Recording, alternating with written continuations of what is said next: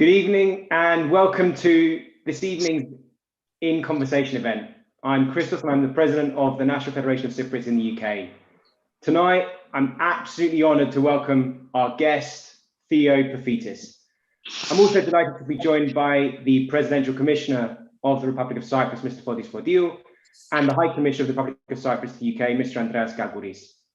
Now, before I introduce Theo, I'd like to ask the Presidential Commissioner to say a few words. Thank you, Christos. Good evening, everybody. And first of all, let me thank you personally, Christos, for this initiative, because the virtual event tonight is dedicated to a man that we feel so proud here in Cyprus, Theo Paphitis. I don't know. I read that he was born in Limassol, but I don't know Paphitis.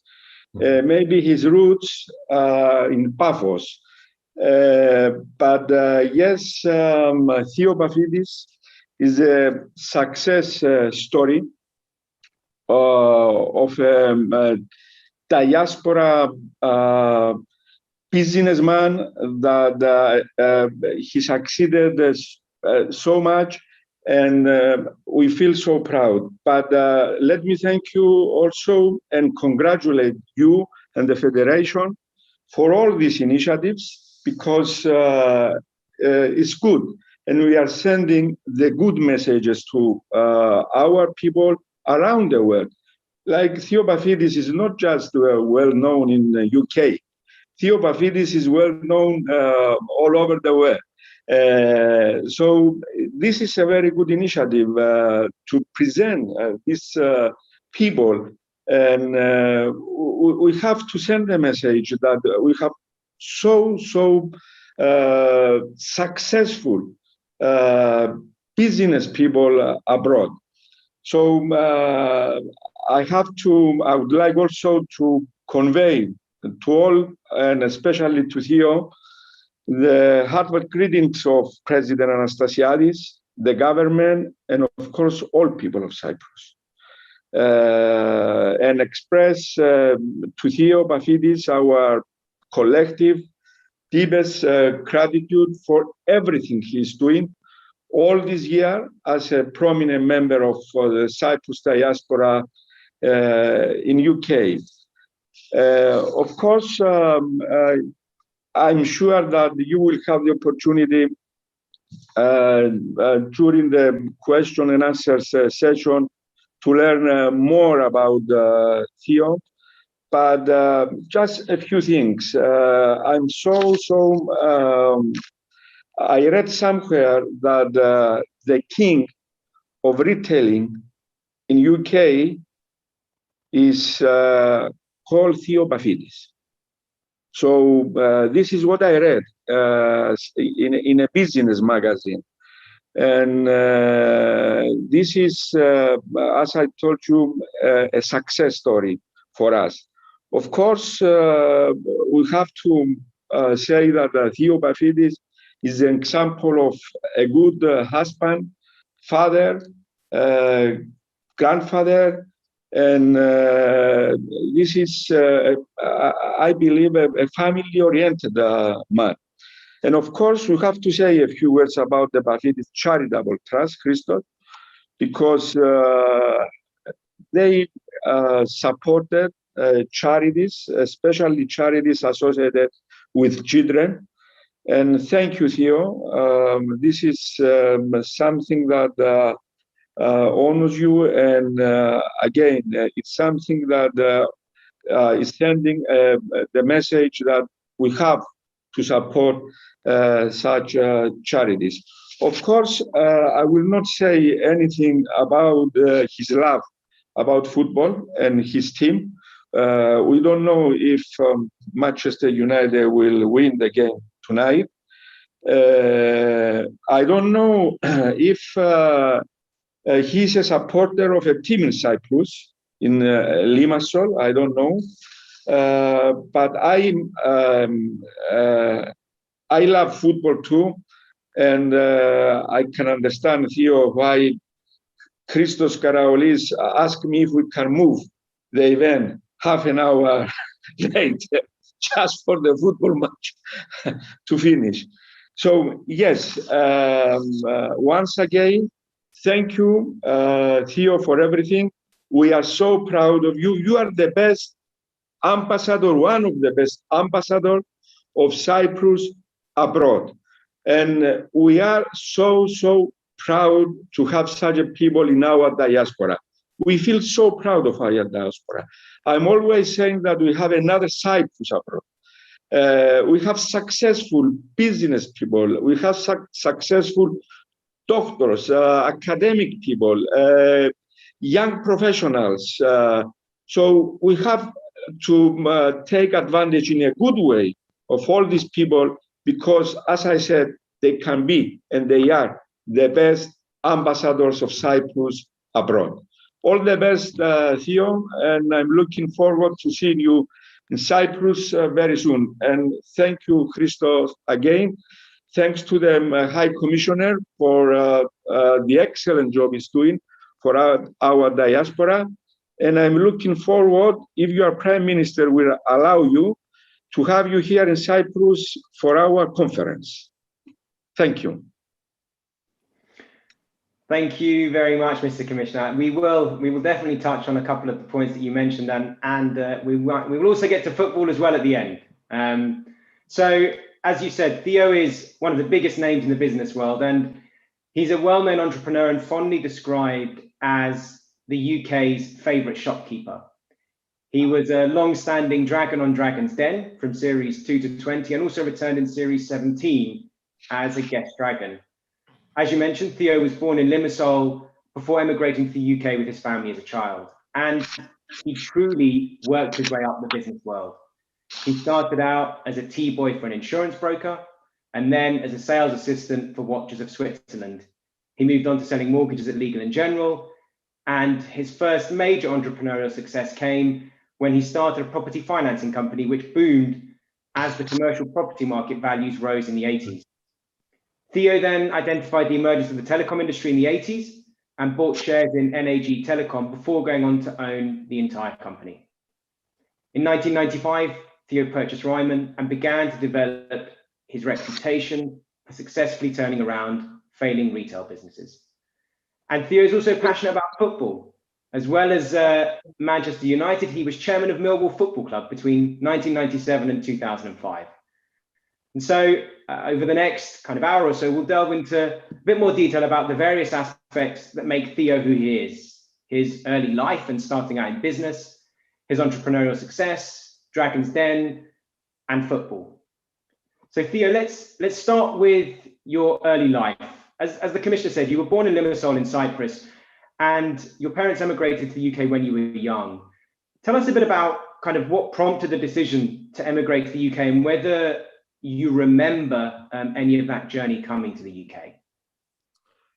Thank you, Christos, and thank you, Commissioner, for your kind words.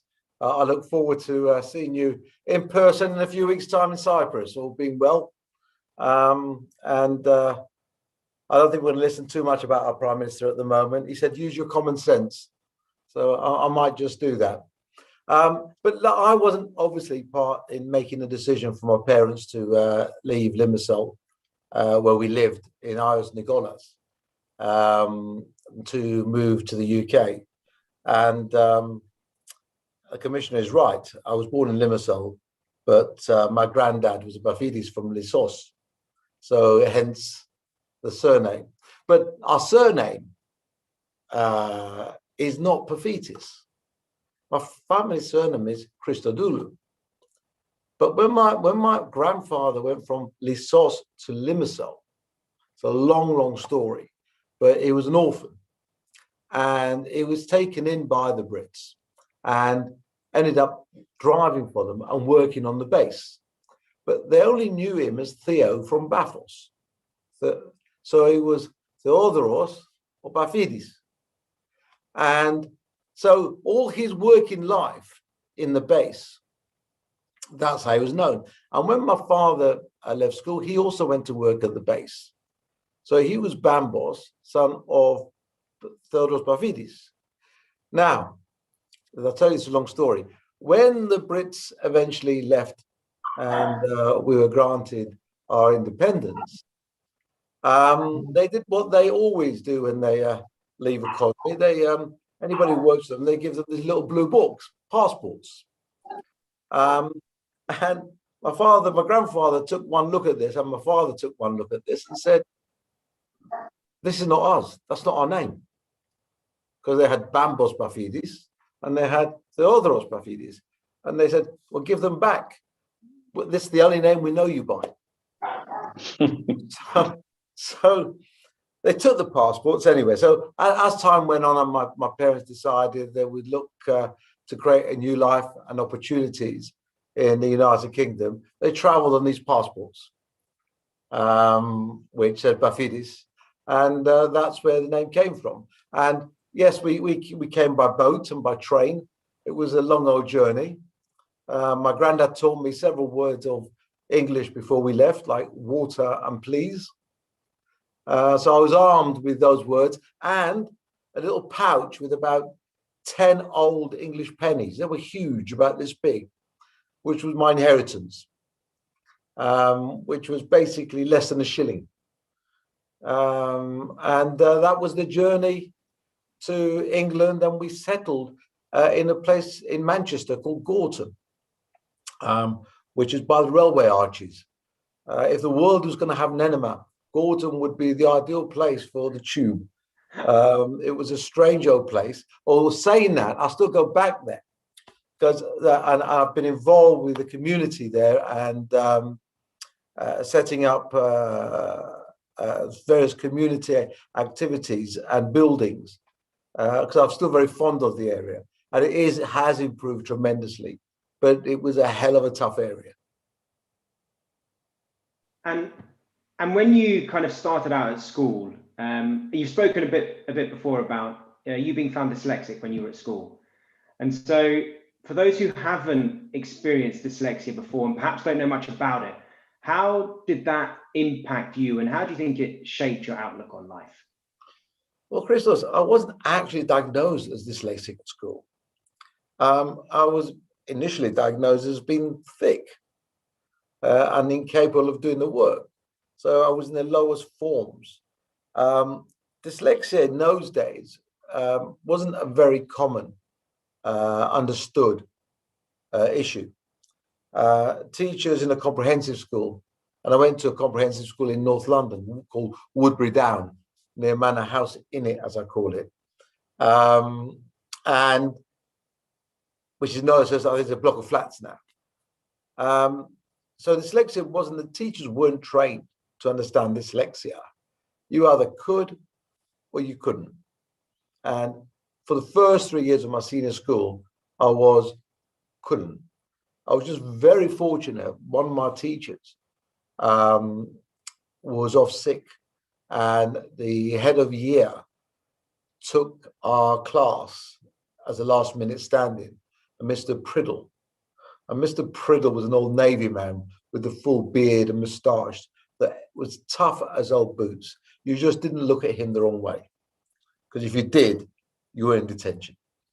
So we were all incredibly well behaved, and he took the class, and somehow I managed to connect with him, and he asked various questions. I even remember the questions now, one specific question that he asked that various kids gave the wrong answer to, and I just blasé said what the answer was, which took him by surprise. Then we had a chat. He asked me to go and see him, and he made me sit various tests.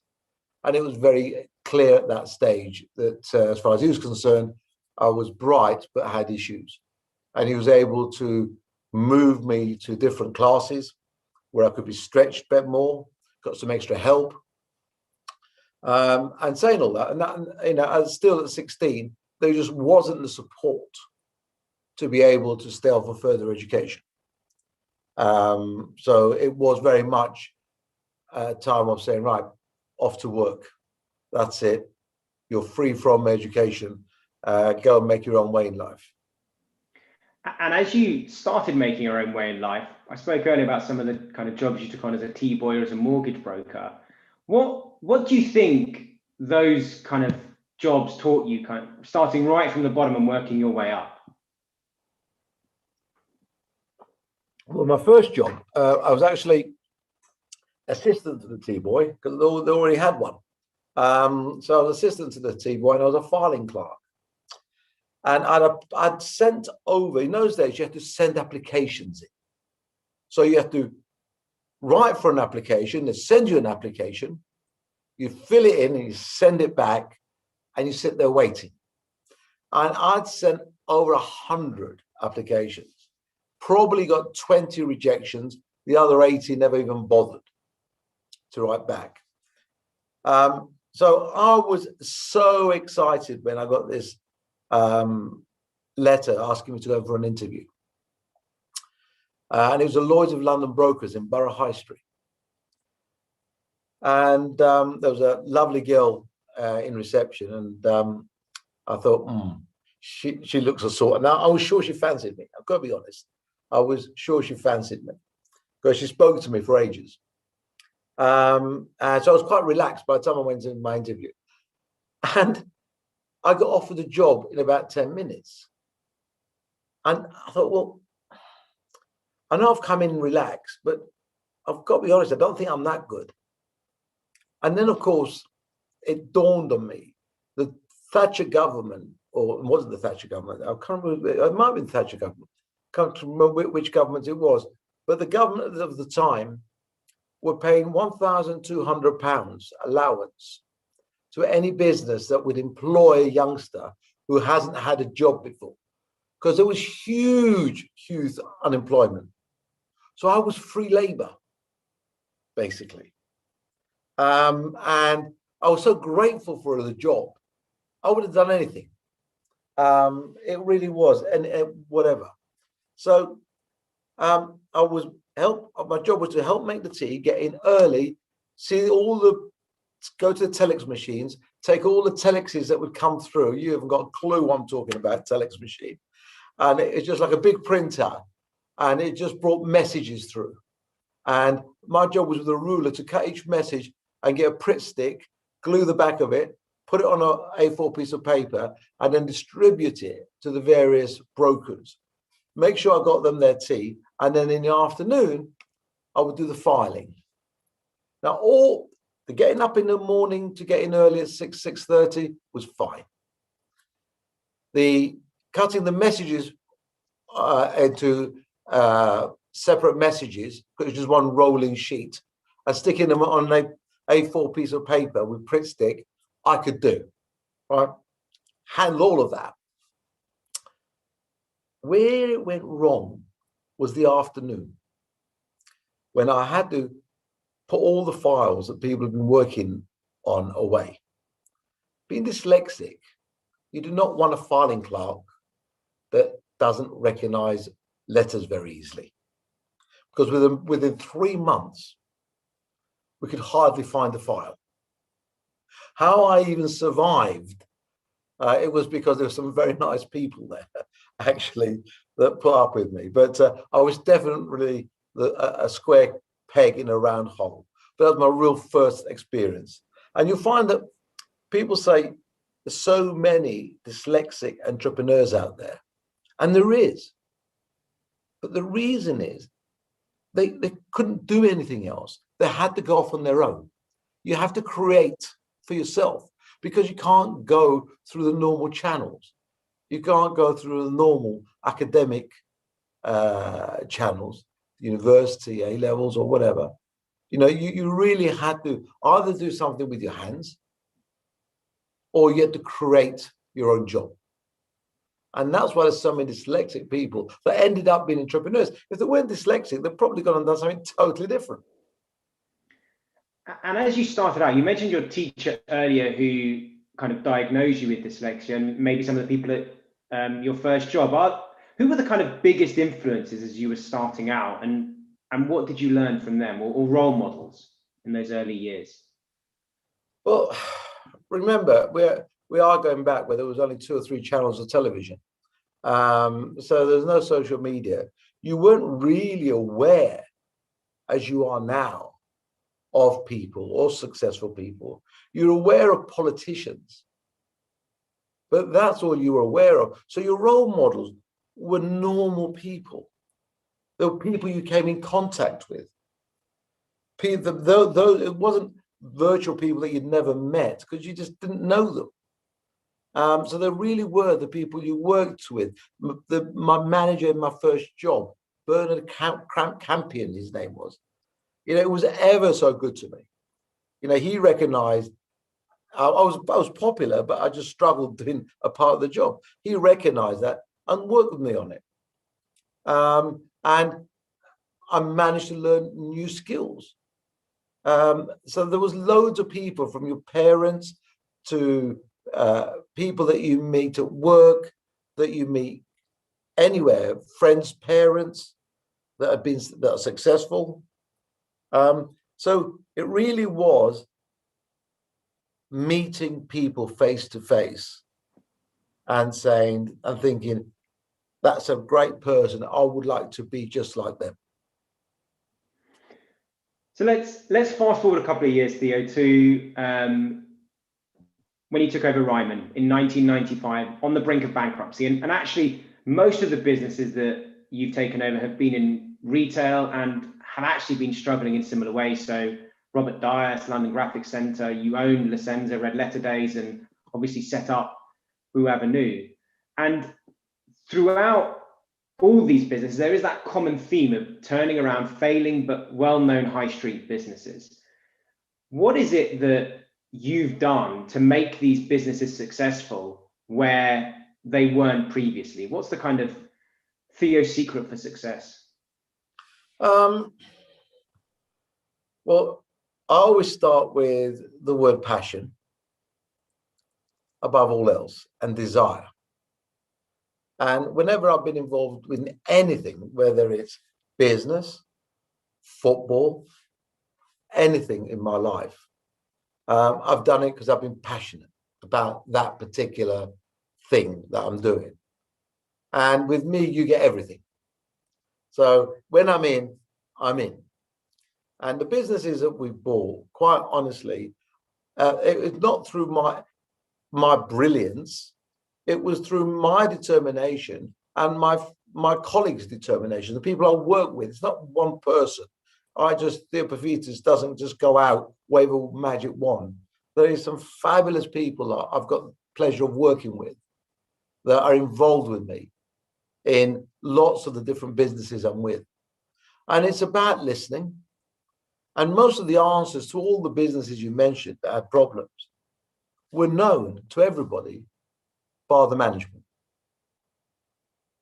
I know that sounds a strange thing to say, but I didn't have to hire outside consultants. I just listened to the people on the shop floor, spent time with them, heard why they thought their businesses were struggling. And believe you me, most of the rectifications that we had to put in very quickly in all those businesses were embarrassingly remedial. But people hadn't listened. And in business, it is about listening. Then it's about understanding. And then it's about doing the detail. There is no quick win. There is no magic wand. It is about doing all of those things. And it bloody helps if you're passionate about what you're doing, because there's always going to be some dark moments and difficult times that you're going to have to overcome. And you do not want to be found wanting at that stage. So when people ask me, especially youngsters, "Oh, Mr. Paphitis, what do you think I should do with my life? What industry should I go into?" I just say, stop. Open your eyes, look, find something that you're passionate about, because that's what you're going to be doing for a very big swathe of your life. And you don't want to be doing something that you're not enjoying. Because if you're enjoying it, you've got a purpose and you're likely to be good at it. If you're just doing it for the salary or the wage, that's not going to be the case. And I've been very fortunate But everything I've ever done, I've done because I've really wanted to do.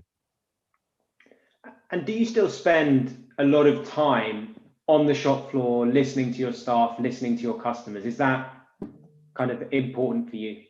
It's my favorite activity, favorite pastime. I really am the archetypal shopkeeper. I love going into stores. Listen, I go and talk to other people's store managers, and they seem to talk to me and tell me things, which maybe they shouldn't. But I'm always happy to talk to people and listen and learn. And I love going into my stores, and I love going to other people's stores and get to understand what it is that makes somebody come into a store and part with their hard-earned cash when they've got so many other options. And talking about stores, in recent years, there's been a lot of discussion about the death of the high street. And I guess as someone who knows it as well as anyone and who's seen what's happened over the last year with COVID, what do you think the future is for the British high street? Well, the good news for everybody out there is the high street's not dead, and it isn't going to die. It is in the process at the moment of being rebased. The biggest danger to our high streets are the ancient business rates. I mean, we are talking archaic. This is a thing called the poor tax from the 1500s that still exists today. Surprisingly, in the 1500s, there was no internet. Ye-old internet didn't exist. And that's what it was, the poor tax. And this tax has survived all through history. And now, you know, it's reaching the laws of diminishing returns, because as stores disappear, the government still need revenue. So all they've done is increase the cost. So you're just piling on pressure. Now, during the pandemic, the Chancellor has suspended business rates, although they do come back at the end of June. And there has been a review, which is going to announce shortly. But there's no question in my mind for retail to flourish once again, physical retail, then that tax needs to be replaced with something else. But people still, and we've seen it, after so many months of lockdown, of unessential retail, customers have voted with their feet. They've loved going back out to stores. That's not to say they're going to stop this awful habit of sitting on their sofa with their tablet, ordering stuff or watching Coronation Street. That still will remain. But certainly, we are going to see retail evolve further, and the way we interact with our customers really will be multi-channel now. And having physical stores will give online retailers and physical retailers an advantage as opposed to pure play. It will come round, but the cost base needs to be realigned. And at the moment, that doesn't exist. Plus, there's, as you know, there's huge corporations that take in swathes of the British economy, the consumer spending from the British economy, and not contributing their fair share of tax. I'm not going to name them. They know who they are. And the government need to do something. Of course, the argument is one sovereign state cannot do it in isolation without the cooperation of other sovereign states. But that excuse can't last forever. At some stage, someone has got to get stuck into this and saying, it's not going to happen. We need everybody to pay their fair share. And that's the biggest challenge that this government's going to have, especially post-Brexit. So do you think there's got to be some kind of rebalancing of taxation from physical retail to online retail? Oh, of course. Listen, when you've got a big slug of the cake now moving online, of the retail cake, and increasingly moving online, obviously the business rates you recover from the smaller part of the cake go down. You can't just then keep increasing the rate so you can carry on recovering, because all you do is putting them out of business. You're reaching the laws of diminishing returns. So you now need to start taxing that cake that's going untaxed. As tough as it may be, it needs to be done. And one thing you've really championed is small businesses and entrepreneurs. And over the last decade, you've been running your Small Business Sunday campaign, #SPS, and where you tweet about 6 businesses a day. I saw a post you did yesterday. On a Sunday. On a Sunday. I saw a post you did yesterday where you said there have been 3,200 winners over the last 10 plus years. Yeah. Tell us a bit about how effective that has been and the impact you've seen on some of the businesses that you've featured. Well, it's become a network. It's got its own life now. It all started, around Mrs. P's kitchen table one Sunday 10 odd years ago, when I just discovered the power of Twitter and how you can reach people. And I registered, and within a couple of days, I had 50,000 followers. And I thought to myself, when I had a small business, I would have killed to be able to market to 50,000 people on my phone. But then I realized not everybody had 50,000 followers in a couple of days. So people didn't have that advantage. And as my followers went up to 100,000, I thought, right, I must be able to use this.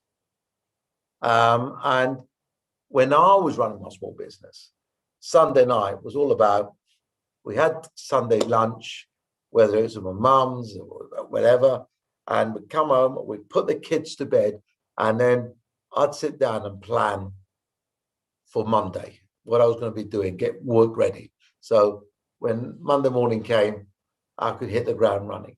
So that was my planning for the week. And what was, for me, I thought, well, I wonder if other businesses do that. And I just said, look, I put a tweet out and said, if you send me just a couple of lines about your business, I'll retweet my favorite 6, thinking I might get 10. Well, there was hundreds. It took me forever to go through them. Then it became thousands. Then we started retweeting them they were sending on a Sunday, but I needed help, so we retweet on a Monday now. And then everyone said, well, can't we have a conference? And this is after about 2 years. So we managed to find the money, because it's all free, obviously. So we managed to get some nice sponsors. And we had the first conference that was amazing. And we had about 300 people, small businesses turn up. And then it became an ongoing thing. Then there became chapters, small local chapters of SPS, where people get together. But what was great, not only could I give them exposure, first of all, but they could go on the website. We put a whole lot of material on, marketing material, sales material, things to do as you're planning your business advice. But then it took a life of its own, where people started doing self-help and forming their own groups, which is marvelous, because when you're a sole trader and you're working from your kitchen table or your back bedroom or whatever, there's tough times. You need someone else to talk to, someone who's having a good time, so you can feed off them, because you know tomorrow is going to be a better day. But you need someone to tell you that. So it's just grown and grown, and now it's over 3,000 businesses that are involved. And I love, obviously I haven't seen them for this since the pandemic, but we've got next year's planned already, and it's going to be a hell of a get together, and it's going to be a massive conference hall. And as I said to you, with help of other people and sponsors, we are able to provide that service totally free of charge, which allows people to really engage, and we can also give them the advice that they need to actually help them on the first stage of their business. And why are small businesses so close to your heart, Theo? Because I suppose that's where I came from. That's what I did. I mean, I was one man and a dog, as they say.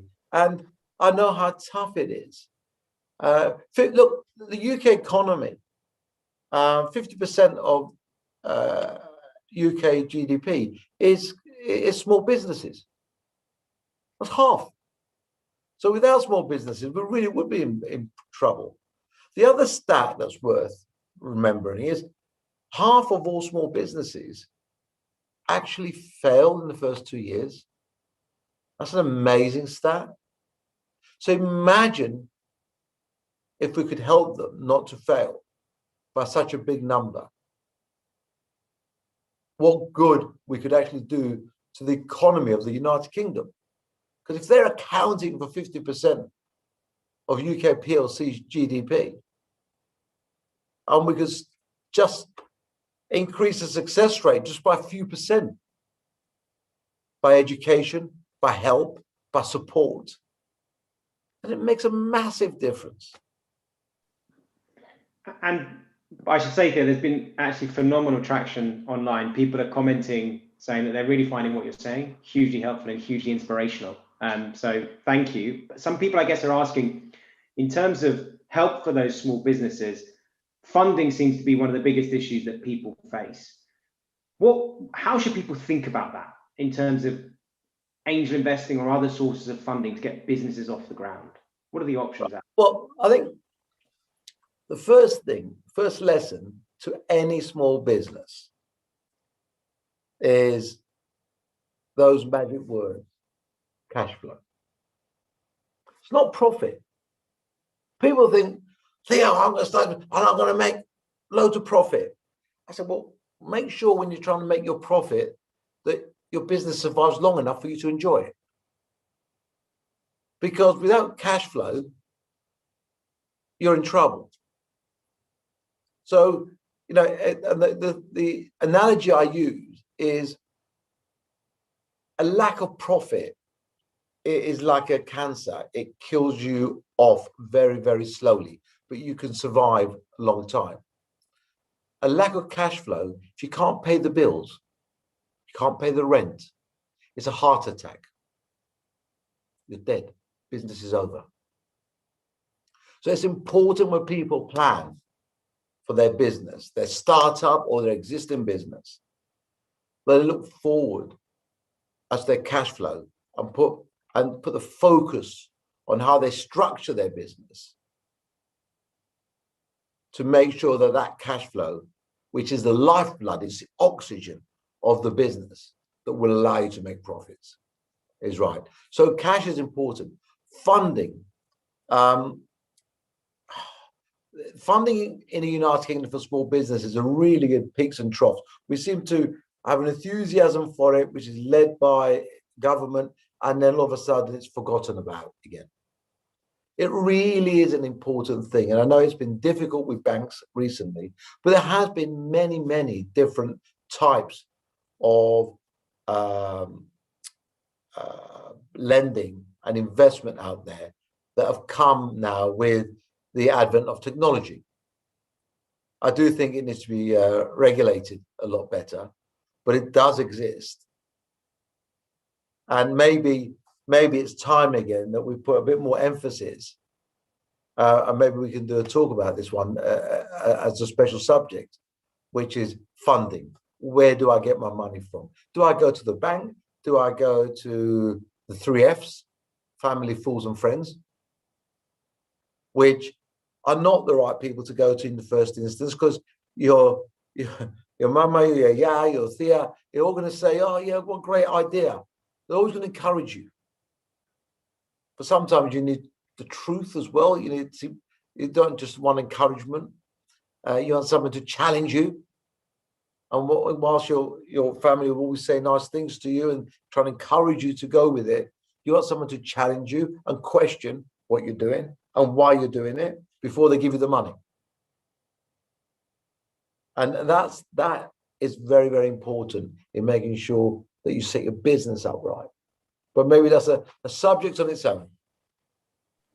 And in terms of your plans, Theo, for the Theo Paphitis Retail Group, what are your plans kind of coming out of COVID? Where do you see the group going? Well, I've got to tell you, survival at one stage was the only thing I had in mind, never mind many other plans.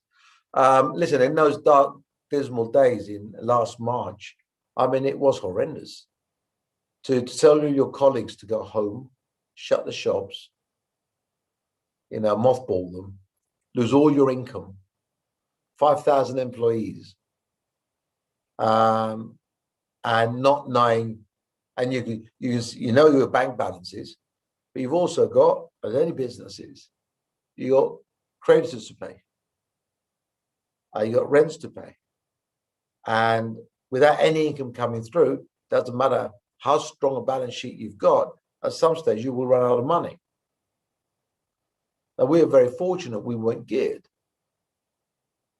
But other people were. So it really was about talking to suppliers, communicating, setting up a war room, a war cabinet that met every night at 6 o'clock via this thing, Zoom and Google Meets, and communicating and really getting back to the nitty gritty, that detail of running your own business, of knowing everything that's going on and making sure you preserve every last penny.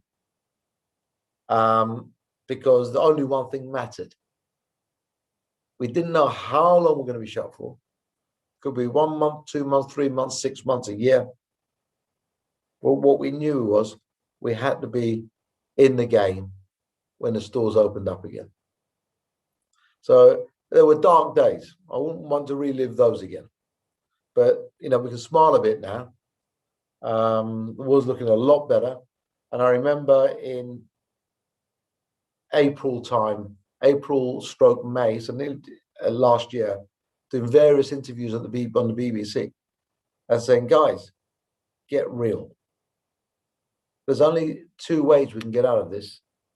It's either a treatment or a vaccine. Until we've sorted those out, we ain't going anywhere. And thank God the vaccines have come along just in time. Theo, let's touch briefly on Dragon's Den. I think it really transformed and inspired a generation of young people to think about becoming an entrepreneur, the world of business, by making it kind of very real. What do you think the impact of your involvement with Dragon's Den has been, and what are kind of some of the favorite businesses that you've invested in through the Den? Oh, the Den has been great for me. I just retired as chairman of Millwall Football Club, so it was great timing for me when the BBC contacted me. Absolutely fabulous time, and I learned so much. I wasn't a media person. I did media for football, but normally it was with involved the police and very difficult questions by Her Majesty's media on national television. I seem to spend a lot of time defending things. I should have been a barrister, really. So it was very, very, very, very strange to do something totally different and actually in a studio environment. So when the BBC contacted me, I wasn't sure if it was something I wanted to do, whether it's something I could do, whether it'd be any good, or I had the time, but I did have the time. So I just released a massive passion that took a huge amount of my time by stepping down. And it's been marvelous. And as you know, I left about 5-6 years ago when I sort of bought Robert Dyas, started Boux, and it was just too much. And I went back last year and did a spot for a couple of weeks. And honestly, it was like I'd never been away. It was so much fun again, because I rekindled my love for it again. When you do something for 9 years, you can end up getting stale. So it was great to do.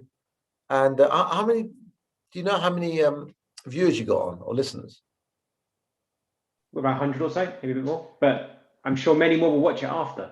Okay. Well, I was going to tell you a little secret. Go for it. That I enjoyed doing last seasons, going back to doing last seasons. So if your viewers tune in again in the next week or so on the present series, they might see someone they recognise back. Oh, you're giving us an exclusive, Theo. for a bit more fun.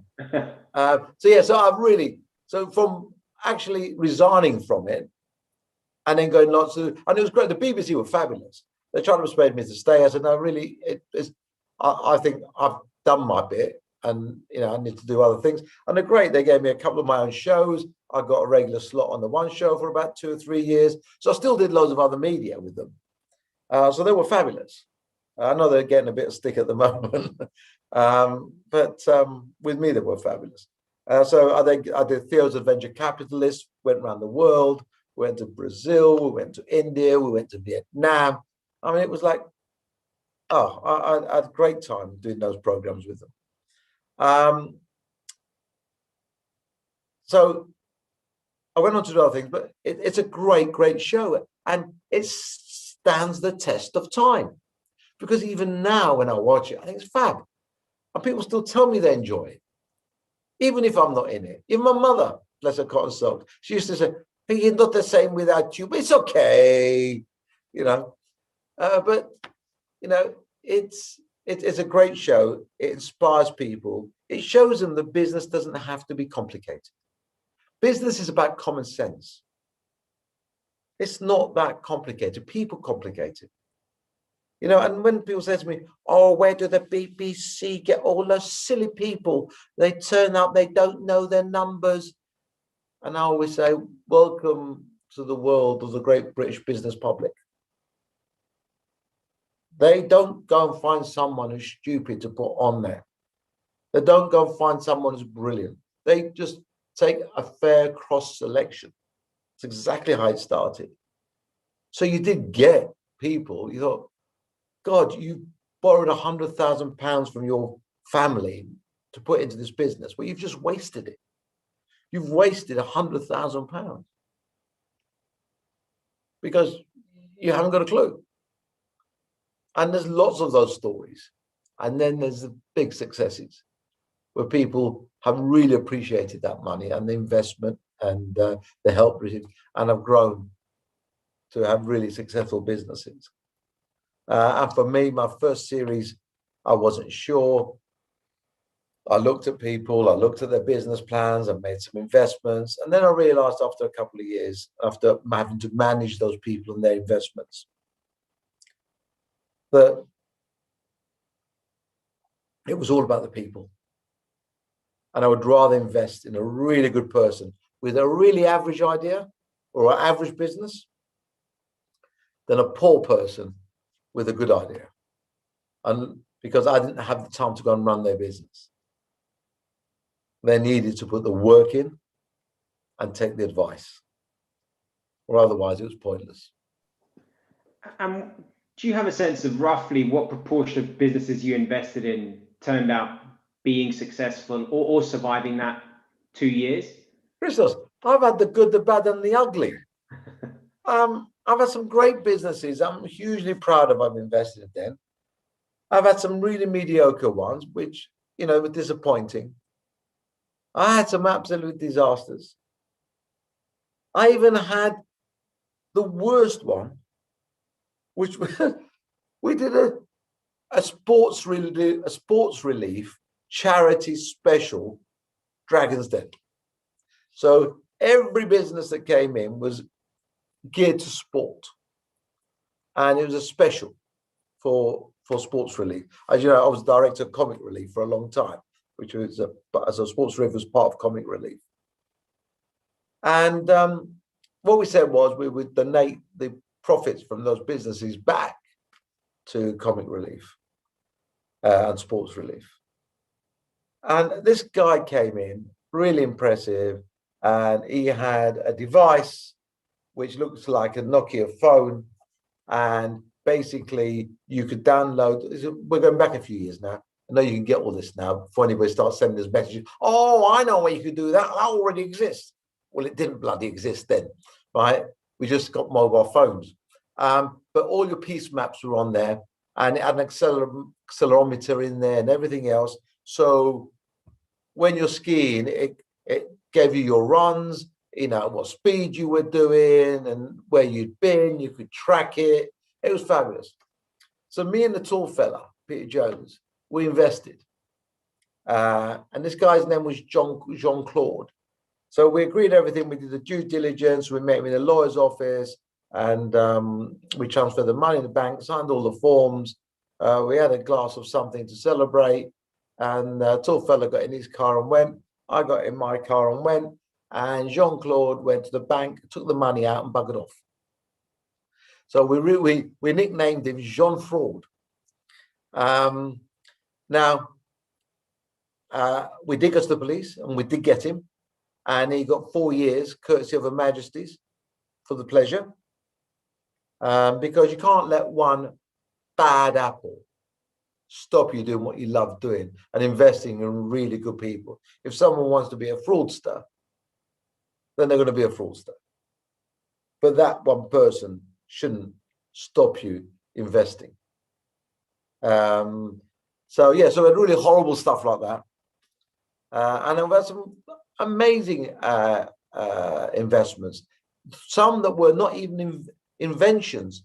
You don't need an invention to go on Dragon's Den. You don't need an invention to start a business. You just need to do it better than the next boy or girl. So, you know, Neil Westwood had magic whiteboard. Basically, it was a statically charged piece of plastic that you, on a roll, that you just tear off a roll, like cling film, and you can stick it on, because it's statically charged, you can stick it on the wall and then write on it. And if you've got a couple of pictures as well, you just put them on there and they stick on there. So if you're doing presentations or you're teaching, learning and development, it really was great.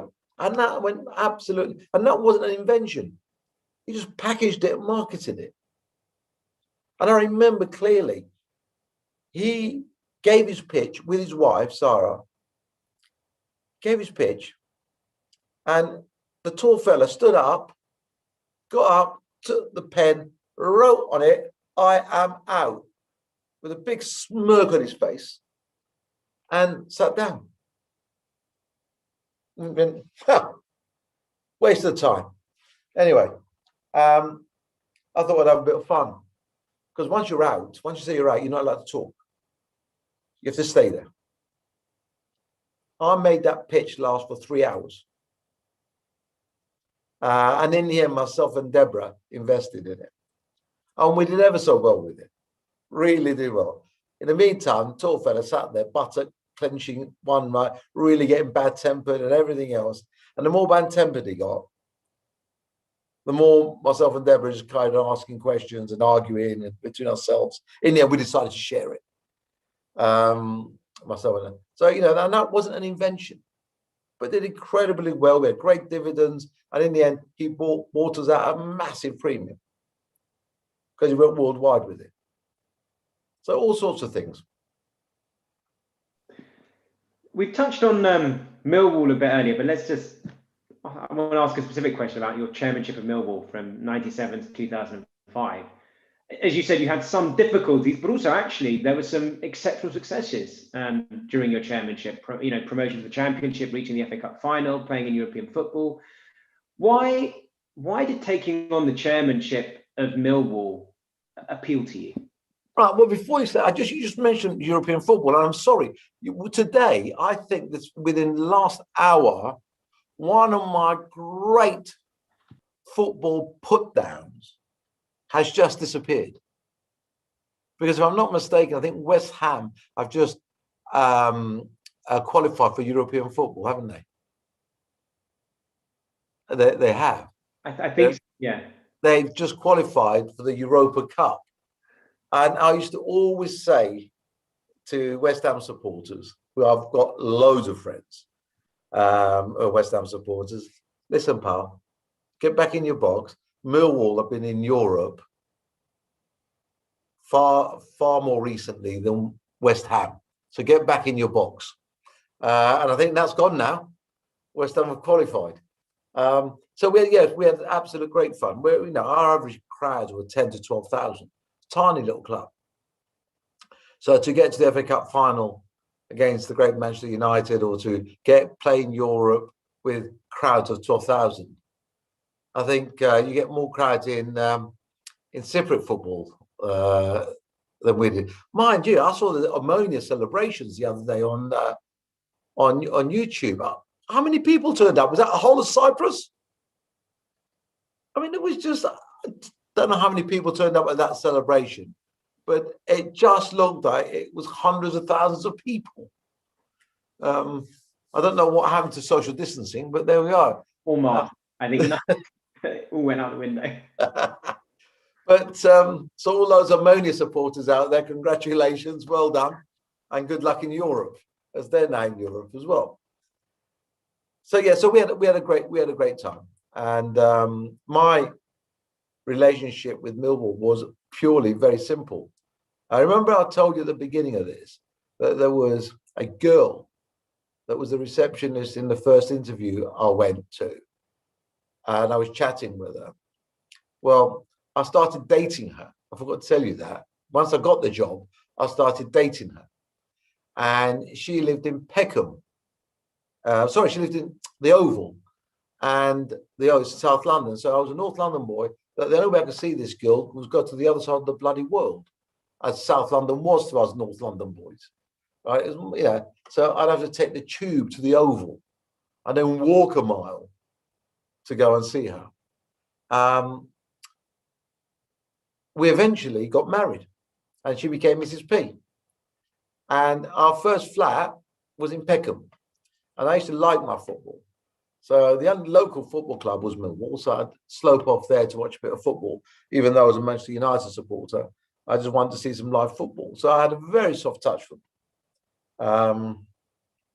And when they went into administration, whenever it was, I remember the receiver calling me and saying, "You're a Millwall supporter?" I said, "No." I said, he obviously heard. I said, "I like Millwall." I said, "But I'm a Manchester United supporter, and I used to go and watch Millwall play, and I've got a fondness for them." He said, "Well, I'm about to shut them down." Anyway, cut a long story short, it was hook, line, sinker. I got involved, and before I knew it, I was chairman, and thinking, "Oh my word, what have I let myself in for?" But I would not have changed it for the world. It was an incredible family of friends. I've made friends which I'm still really close with now. My family was welcome there.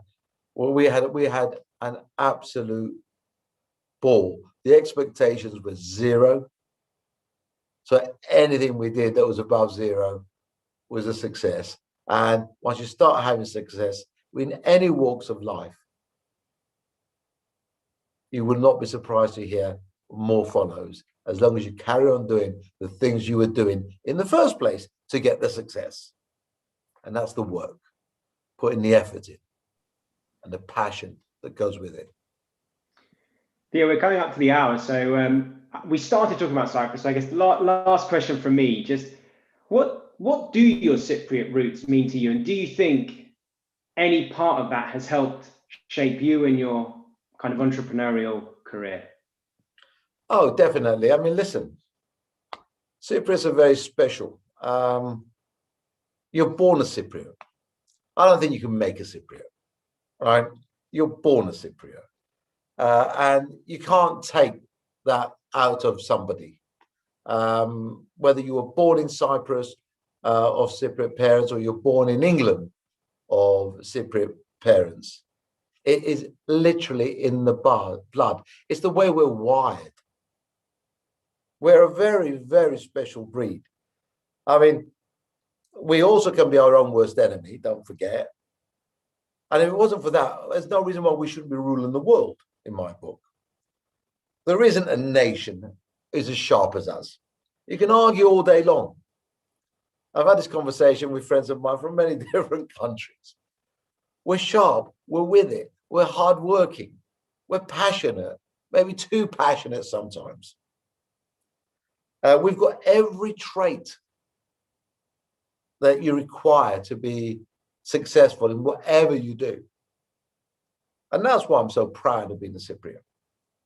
And I'll never forget that I'm a Cypriot. And the great thing is my kids are proud to be Cypriots and enjoy the food, the culture, the passion, the desires, sometimes the emotional bit that's in us as well. So it means everything to me. And I've tried to make sure, even though my wife's English, she's very much a Cypriot in her mind as well, because she's got no choice. Kids feel that way. So she's had no choice but to join in. And we are an incredibly affectionate, generosity-wise, there isn't another nation that's as generous as we are in so many ways as well. So we've got a lot going for us.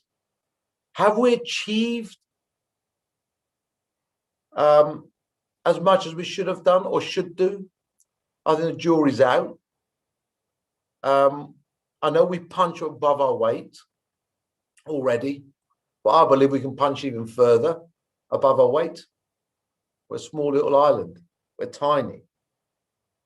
But I am positive we can punch. If we get our rubbish together properly, I am sure we can punch even further than we're doing now. Theo, thank you so much for those kind of incredible thoughts, stories, and reflections. I think everyone who's been watching it online, comments have been flooding through. I think everyone's found it hugely insightful.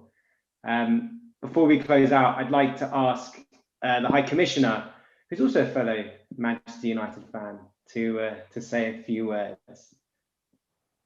Thank you, Christoph, Commissioner, Theo, and everybody that's watching and will watch afterwards. Look, for me to add anything, I think would be taking away from what we just heard. Theo, I've had the pleasure of meeting you a couple of times, and we do have that passion for a team up north, and that will continue. But what comes out quite clearly is your passion. And I think the lessons that we all will have learned, myself included, tonight, is that if you're passionate about something, you go into it 100%. There's no half measures. You need to jump in. It doesn't always work out, but that's life as well. And I think what you have sort of imparted tonight on those that have heard you is know what you're passionate about and follow your heart, follow your mind. And when you see success, just continue doing what has been successful. I can't tell you, listening to your story right from the beginning, of coming over and working hard and being given that opportunity as well. And also, how challenging it is when you're not top of your class. And that would have been me as well. But like you, I was given a lucky break and a push, and that propels you to move forward. So all I can say is I applaud you. We're proud of you, as the Commissioner said, for what you've achieved. And if I have one question to ask you, is what's the next chapter for Theo Paphitis? You've done what you've done. I know you're not going to hang up your football boots or any other type of boot, but what's the next passion for you? And with that, to thank you again, Theo, and look forward to seeing you soon. Andreas, thank you. I am definitely ready for the next chapter of my adventure. And there's various things that I'm looking at the moment. I've still got my hands full, but it's not all over yet. There's still a few more things that I need to tick off. So hopefully, God willing, I'll have the time to do so. Good. Well, I wish you all the best, and watch this space, as they say, Theo. Indeed. Theo, thank you very much for joining us, and thank you to everyone who's tuned in tonight. Good night to everyone. Thank you. Thank you. Thank you.